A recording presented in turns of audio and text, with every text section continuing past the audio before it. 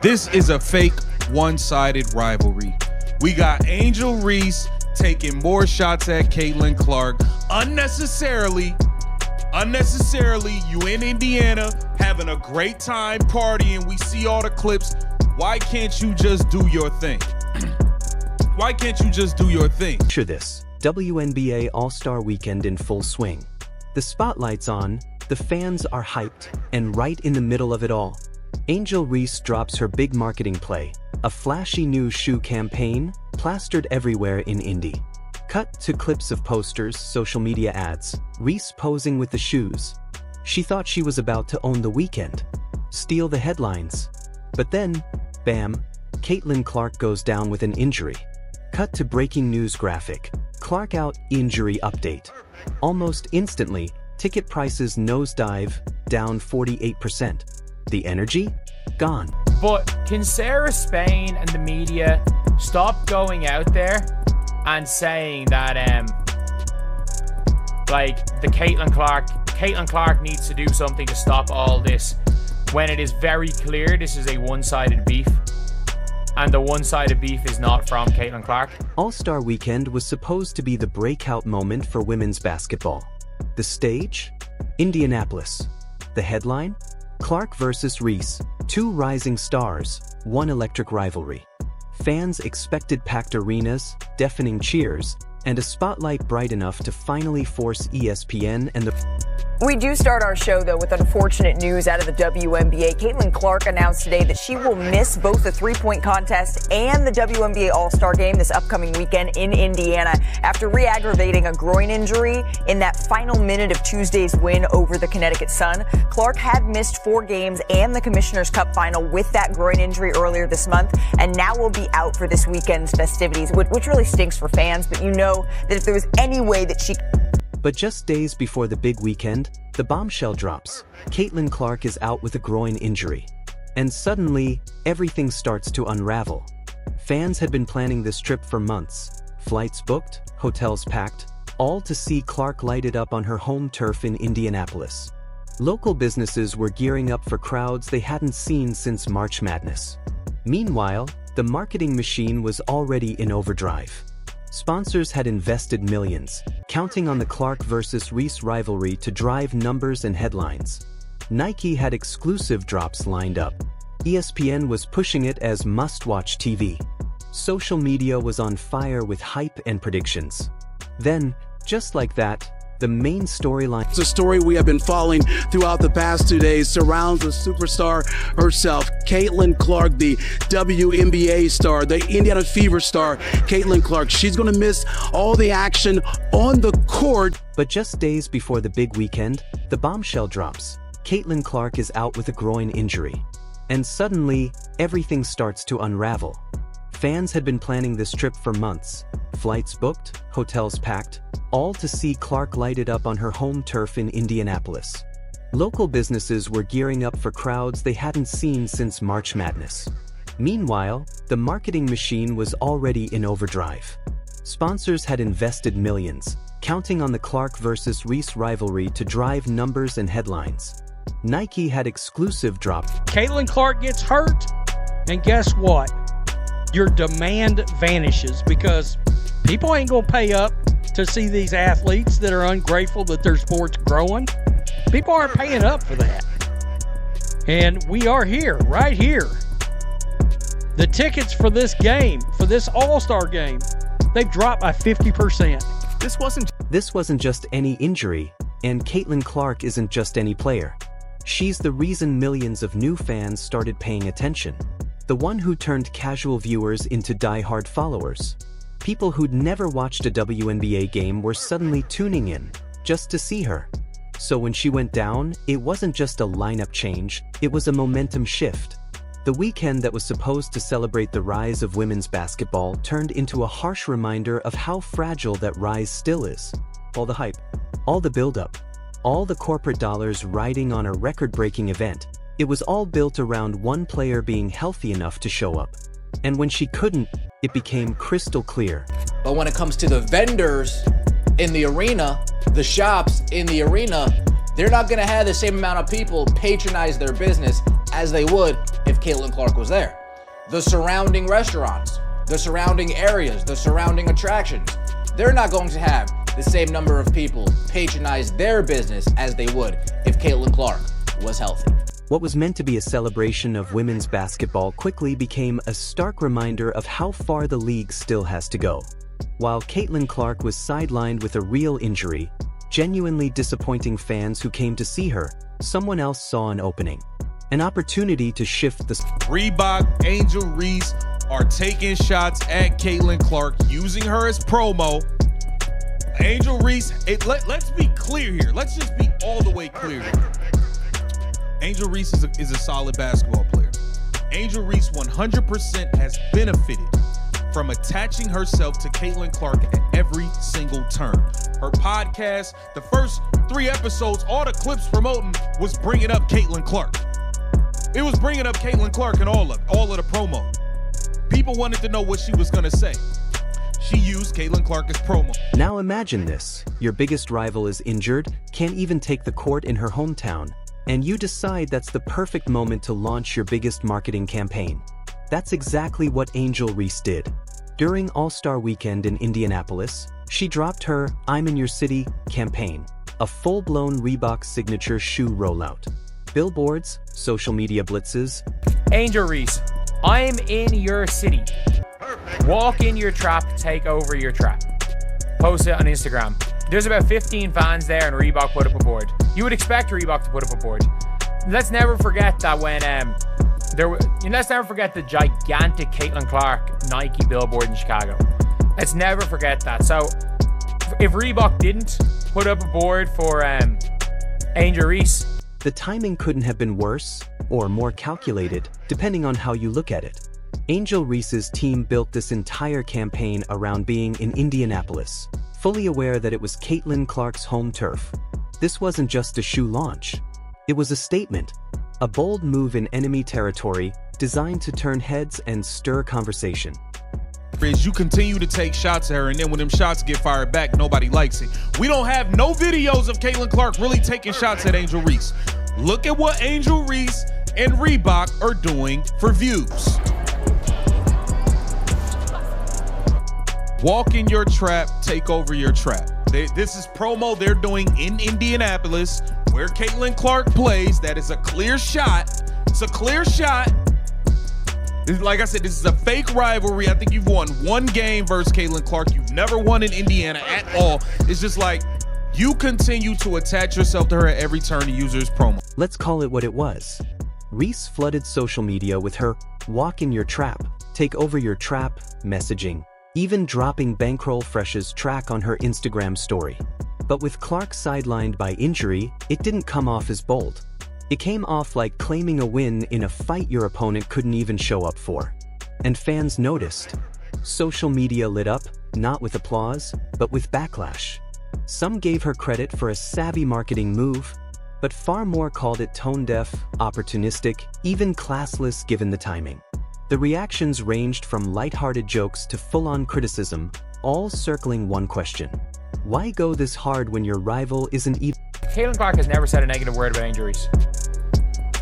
Caitlin Clark has never said a negative word, or to be honest, when it comes to Caitlin Clark, she did show it by her actions. She didn't need to say, "I'm taking over Chicago."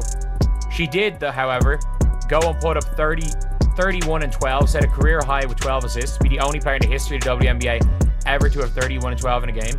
She did in fact do that and then try to hype up the Chicago crowd. So it's fair enough, you want to say, "Oh, Caitlin Clark did this," then show it with your actions. Go and win MVP. Don't just be like, "This is my city." Don't just come in and be like, "This is my city." You've never won a game. Has she won a game in Indiana? I don't think she's ever won a game in Indiana. Here's where it gets interesting. Angel Reese hasn't even won a pro game in Indiana. And yet, when Clark's injury was announced, instead of adjusting her message, Reese doubled down.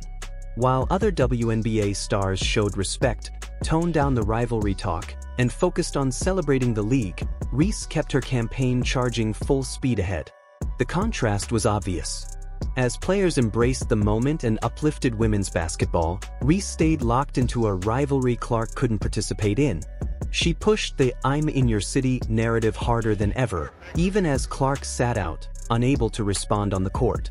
One video analysis called it exactly what it was: a well-executed marketing strategy designed to spark conversation, even if that conversation was negative. And let's be honest, it worked. Reese has attached herself to Caitlin Clark at every opportunity, and it's paid off. Yes, she gets backlash. Yes, the criticism is loud. But so are the checks. She's made millions building her brand by leaning into the rivalry, even when that rivalry was, as one analyst put it, completely one-sided. Reese was out there throwing punches at air, while Clark was dealing with real basketball setbacks. What was meant to be a bold statement ended up looking like opportunism disguised as confidence. Talking about taking over someone's city while they're injured and can't play isn't competition. It's strategy without sportsmanship.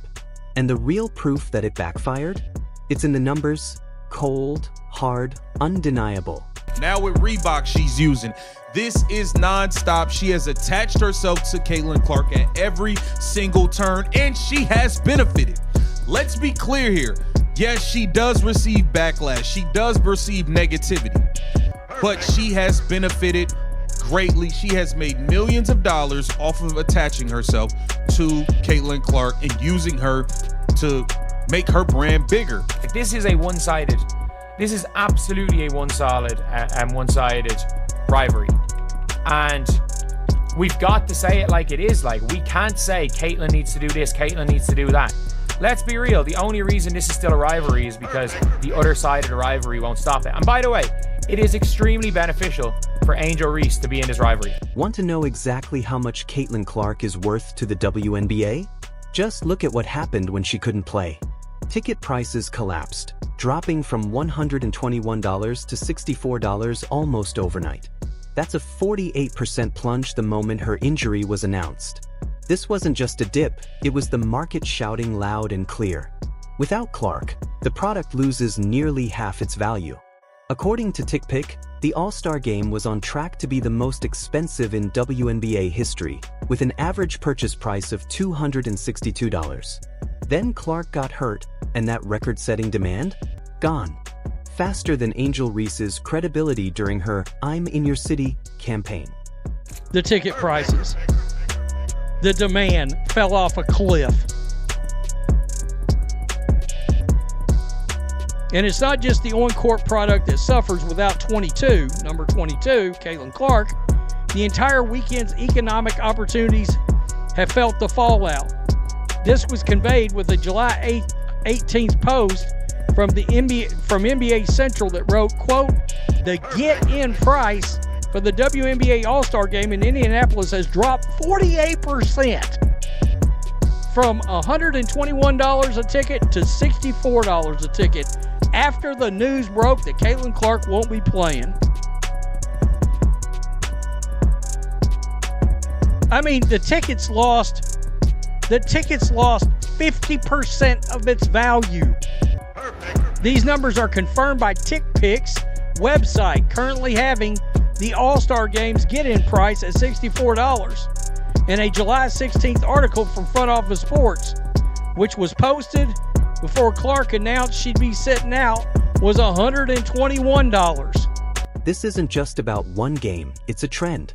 Caitlin Clark's presence inflates demand in ways the WNBA has never seen before.